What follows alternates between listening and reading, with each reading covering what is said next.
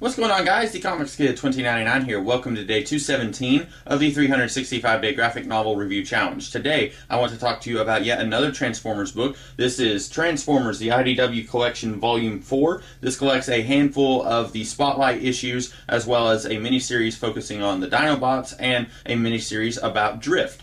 So the Dinobots miniseries, it's okay. I've never really cared for Grimlock. I know that he is a fan favorite for a lot of people. He's not really for me.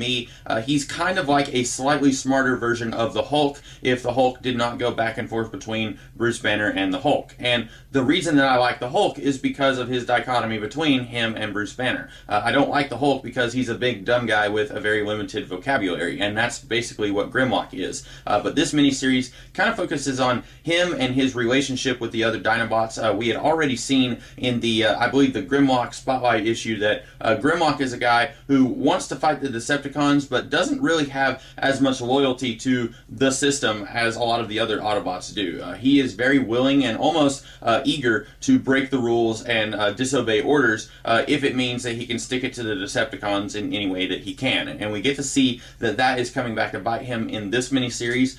If you were reading all of these other minis in this IDW line, like Escalation, Infiltration, Stormbringer, and Devastation, if you're reading all those and you get to this point, you're saying, oh, it's just the Dinobots on their own little side story, I don't have to read that. Much like the Spotlight issues, yes, you do have to read it. This does tie in with those other minis in a pretty big way. We get Scorponok here. He has shown up briefly here and there in some of the previous stories. We get the Machination once again. We get... what's the name of that organization? It's not the Machination, but the other guys are kind of like S.H.I.E.L.D. It's like Spotlight or Searchlight or Spot Tower, something like that. Those guys are here and they're present in this story. We get to see a little bit of the aftermath of Hunter O'Neill being merged with Sunstreaker, which is something that I forgot to talk about in yesterday's video, but that was a big thing that happened in the Devastation miniseries. We get to see a little bit more of that, which...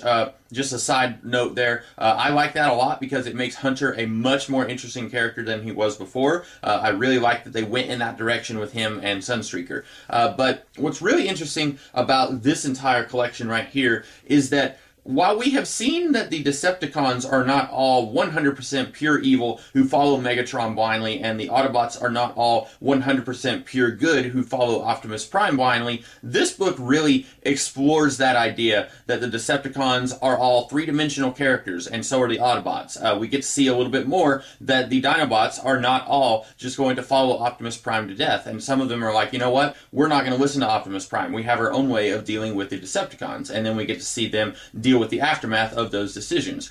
We also get to see Drift, who is a former Decepticon, and we get to see him go through this slow change where he realizes that that is not the path that he needs to be on. And then by the end of the Drift miniseries, a slight spoiler here, but I don't think that it matters if you know who Drift is, by the end of that he says, I know that I don't want to be a Decepticon anymore, but I'm not sure if I want to be an Autobot anymore. And then we get to see him fully decide if that is the path that he wants to be on or not in the Drift Spotlight issue that comes right after his miniseries. But I really love Drift. He is possibly my favorite Decepticon at this point. I really like that this book shows us that this war is a little bit more complicated than what we were led to believe at first. And a lot of this stuff is stuff that calls back to the cartoon series from the 80s. I'm pretty sure that Drift, being a former Decepticon, that was something they tackled in the cartoon series, but having never seen that saga in the cartoon series, I'm almost willing to bet the farm that it was handled much better here than it was there. But I really like this book for showing that everything with this war is not all black and white. I still wish we had a better idea of why this war was being fought, why most of these Decepticons are following Megatron, but at this point I've just about given up hope on actually seeing that explored in these comics. But I did like the stuff that we got here showing that some Decepticons are not as Decepticon-y as we thought, I guess, if that's a word, and then some Autobots, they are not as pure and noble as we thought. So those are about all the things that I have to say about the Transformers IDW Collection Volume 4. I like this book quite a bit.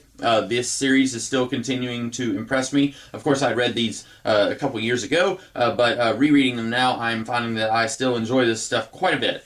So those are my thoughts on this book. I hope that you guys liked this video, and if you did, be sure to like, share, comment, and subscribe, and I will be back tomorrow with another video. In the meantime, you guys have a great rest of the day. Catch you later.